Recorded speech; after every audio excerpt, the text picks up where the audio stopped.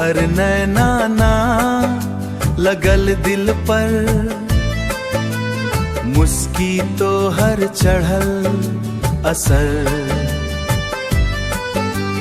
पहिल नजर में भो गेल प्यार, तोरे संग सजल संसार।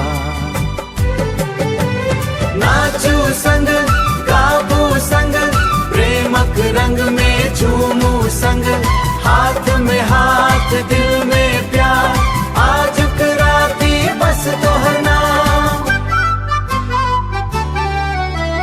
पायल बाजई छन छन छन,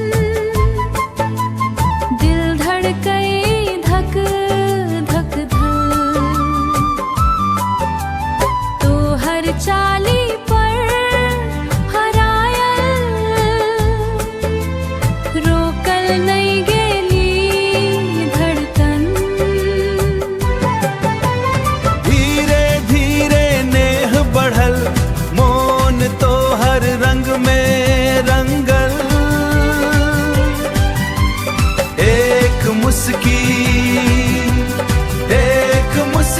दिल जखन, सपना में बस गेल जीवन। तो हर नैना ना लगल दिल पर, तो हर रूप चढ़ल नजर।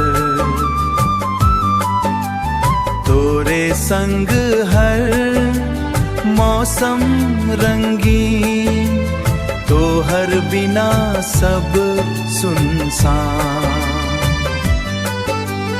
बरखा चानन